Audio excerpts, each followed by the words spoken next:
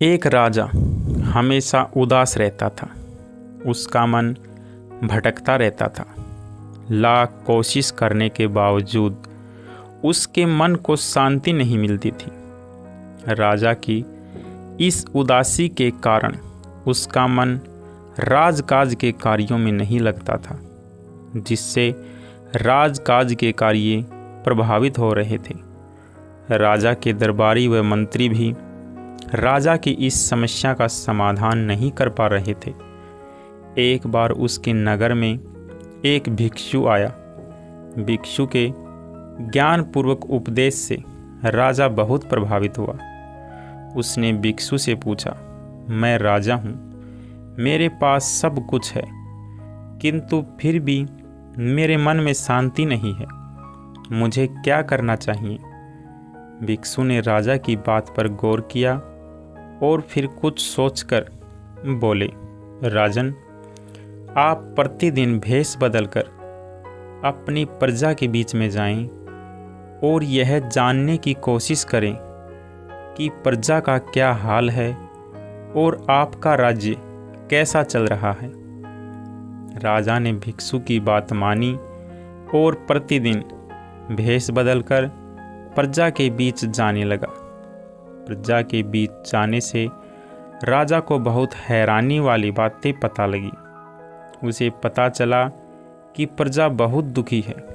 उसके राजकाज के कार्यों में कम दिलचस्पी लेने की वजह से राज्य के अधिकारी लापरवाह और रिश्वतखोर हो गए हैं। जमाखोरों की वजह से दैनिक कार्यों की मूलभूत वस्तुओं के भाव बढ़ने से महंगाई बढ़ गई है। खीन पानी की समस्या भी तो कहीं स्वास्थ्य सुविधाओं का अभाव था। धनी लोग तथा राजा के रिश्वतखोर अधिकारी मिली भगत से राज्य की संपदा लूट रहे थे। गरीब व्यक्ति और गरीब होता जा रहा था। प्रजा में राजा के प्रति आक्रोश बढ़ता जा रहा था। किसी भी वक्त प्रजा राजा के खिलाफ विद्रोह कर सकती थी। यह सब जानकर राजा तुरंत सब कुछ भूलकर राजकाज के कार्यों में जुट गया। रिश्वतखोर अधिकारियों को गिरफ्तार कर जेल में डाल दिया। जमाखोरों के गोदामों पर छापे मारकर सारा माल जब्त किया गया। राजा ने खुला दरबार लगाकर प्रत्यक्ष रूप से प्रजा की समस्याएं सुननी शुरू कर दी और जितनी जल्दी हो सकता था उन समस्याओं का समाधान करने लगा। प्रजा के मन में राजा के प्रति सम्मान बढ़ने लगा।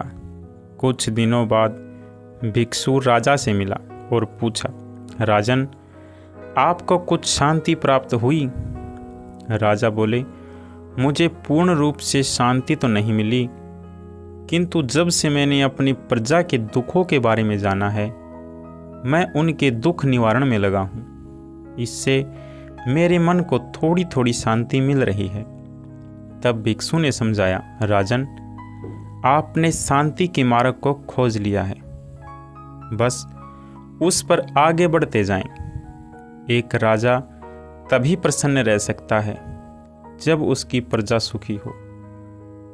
कथा का सार यह है कि देश के शासकों को आम जनता के दुख तकलीफ़ों के बारे में गहराई से जानना चाहिए और उनका निवारण करना चाहिए।